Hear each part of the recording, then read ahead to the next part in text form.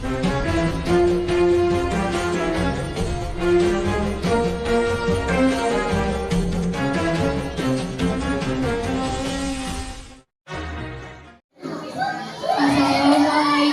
warahmatullahi wabarakatuh.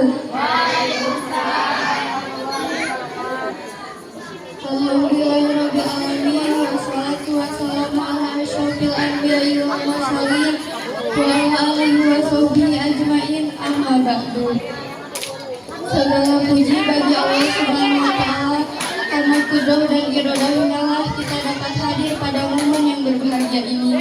Salawat serta salam marilah kita haturkan kehadiran Nabi kita Muhammad Sallallahu Alaihi Wasallam, yang mana beliau telah memperjuangkan Islam sehingga alhamdulillah kita dapat menikmati indahnya Islam tengah-tengah alamnya. Yang saya hormati ibu bapak guru, yang saya hormati ibu bapak wali murid, dan tak lupa adik-adik dan teman-teman yang saya banggakan. Ma'syiral muslimin rahimakumullah, pada kesempatan kali ini saya ingin menyampaikan beberapa kisah yang berhubungan dengan penyakit hati. Saya tertarik dengan topik ini karena menurut saya penyakit hati lebih berbahaya daripada penyakit fisik bagi kelangsungan kehidupan.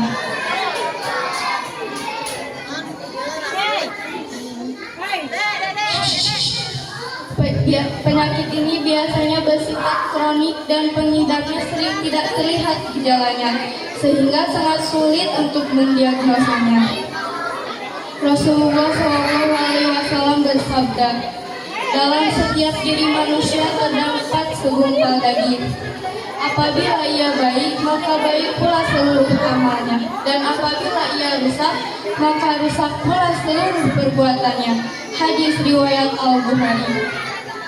Oleh karena itu, penyakit hati jauh lebih berbahaya daripada penyakit fisik, karena dapat mengakibatkan kesengsaraan di neraka yang abadi. Kita perlu mengenal beberapa penyakit hati yang berbahaya ini. Penyakit hati ini sebenarnya banyak juga jenisnya: sombong, iri, dengki, dendam, ujub, riya, dan lain-lain. Namun pada kesempatan yang singkat ini, saya hanya akan membahas 3 di antaranya, yaitu sombong, serakah, dan iri. Yang pertama, sombong atau takabur.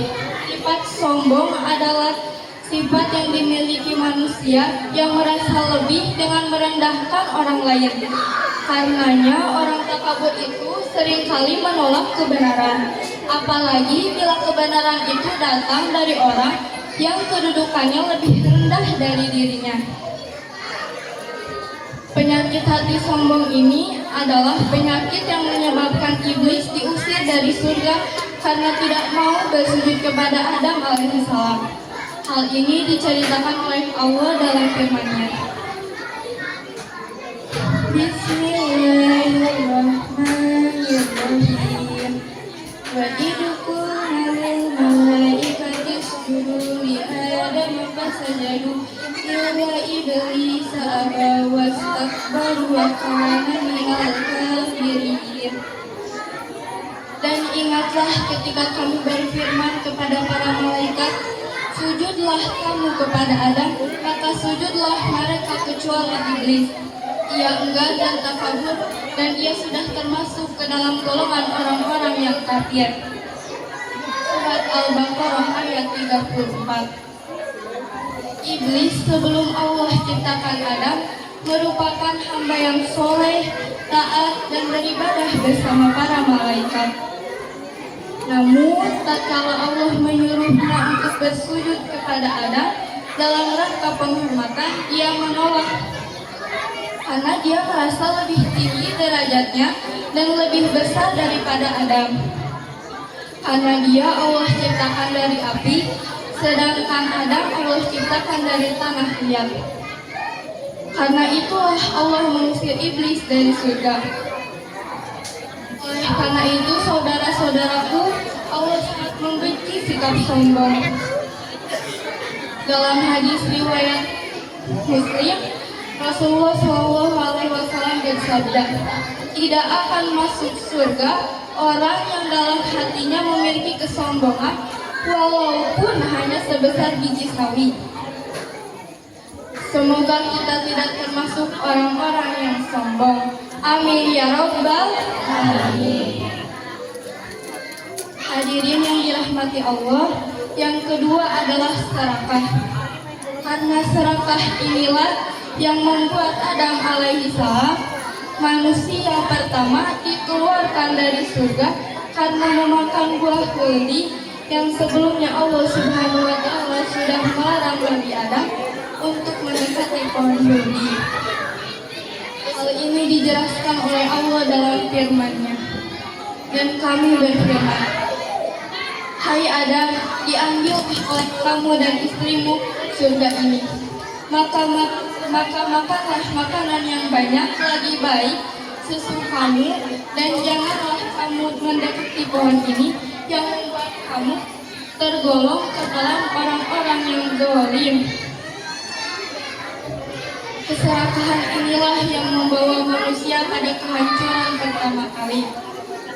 Dan ini masih mendarah daging pada kebanyakan manusia. Lihat saja di Indonesia, tidak usah jauh-jauh betapa maraknya korupsi terjadi di mana-mana. Dan sudah tidak malu bahwa itu sudah dikatakan sebagai budaya. Itulah kenapa bangsa kita belum maju-maju. Yang miskin makin miskin, yang kaya memperkaya diri. Kenapa itu bisa terjadi? Karena keserakahan manusia. Semoga kita tidak tergolong dalam orang-orang yang serakah. Amin ya Rabbal. Hadirin yang dirahmati Allah, yang ketiga adalah iri. Sifat iri adalah kesedihan yang mendalam karena kelebihan yang dimiliki seseorang dan merasa senang ketika orang lain tertimpa kesedihan ataupun musibah. Allah melarang sifat iri karena rezeki yang mereka dapat itu sesuai dengan usaha mereka, dan juga itu sudah menjadi ketentuan Allah. Ciri-ciri orang iri hati adalah yang pertama, tidak bisa melihat orang lain senang, bahagia, dan berhasil. Yang kedua, cenderung suka mencari kesalahan orang lain. Yang ketiga, sulit bersyukur. Yang keempat, senang melihat orang lain susah, gagal, dan menderita. Dan yang kelima, cenderung banyak mengekspos kesalahan orang lain. Bahaya iri hati ini adalah orang iri hati mudah dendam, dan orang iri hati mudah menghalalkan segala cara. Dan untuk mencegah penyakit iri hati tersebut adalah yang pertama, ingatlah bahwa iri hati adalah dosa. Dan ingatlah bahwa iri hati menjauhkan kita dari Tuhan dan sesama. Dan ingatlah juga bahwa iri hati mudah dipakai setan untuk menentangkan persoalan. Mungkin hanya ini yang dapat saya sampaikan. Sehingga kesimpulan yang dapat kita ambil adalah penyakit hati itu sangat berbahaya. Semoga kita tidak termasuk orang-orang yang dilaknat oleh Allah Subhanahu wa taala. Dan semoga senantiasa kita selalu meningkatkan ketakwaan kita kepada Allah Subhanahu wa taala dimanapun kita berada. Amin ya rabbal alamin. Akhirul kalam wa taufiq wal hidayah. Wassalamualaikum warahmatullahi wabarakatuh.